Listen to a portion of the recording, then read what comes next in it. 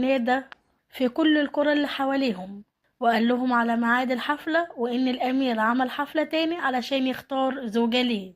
طبعا الكلام وصل لزهرة وأمها، فأم زهرة قالت لها الحمد لله يا بنتي جاتلك الفرصة إن تروحي تاني بجسمك الرشيق وجمالك، وإن شاء الله الأمير المرة دي هيختارك انتي الزوجة ليه. فزهرة ردت على أمها بكل حزن وقالت لها لا يا أمي أنا مش هروح تاني، خلاص أنا مش عايزاه ولا عايزة أشوف الأمير ده تاني. فأمها قالت لها لا لازم تروحي، وشجعتها إن هي تروح وجهزت لها أحلى هدوم عندها وأحلى حلي، وقالت لها أنا كمان هروح معاكي الحفلة.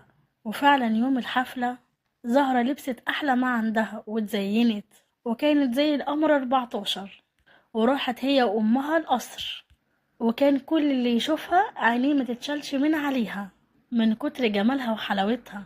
ووقفت زهرة وأمها مع بقية الناس، وطبعا بنات القرية كانوا واقفين وكانوا هيتجننوا من جمالها.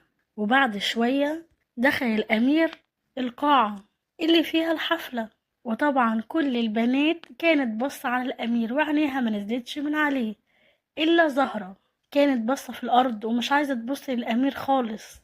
أما الأمير كان ماشي بين البنات والناس علشان يشوف زهرة، وأول ما شافها راح لها ووقف قدامها. فزهرة خافت وقالت لنفسها أكيد الأمير عارفني إن أنا البنت التخينة وهيطردني دلوقتي. فالأمير قال لها إزيك يا زهرة؟ فطبعا زهرة استغربت جدا إن إزاي الأمير عارف اسمها، فرفعت عينيها في وشه وشافته، وبقت مستغربة جدا من الشبه الكبير اللي بين الشاب وبين الأمير علي. فضحك الأمير علي وقال لها بصوت مسموع لكل الناس شكرا يا زهرة على الأكل اللي انتي اديتهولي.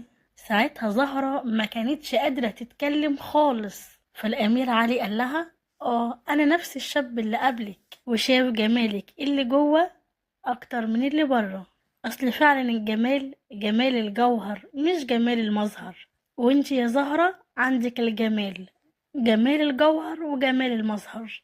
واعتذر لها قدام كل الناس على اللي حصل منه في الحفلة اللي فاتت، وفي وقتها طلب منها الجواز وقال لها تقبلي تتجوزيني يا زهرة؟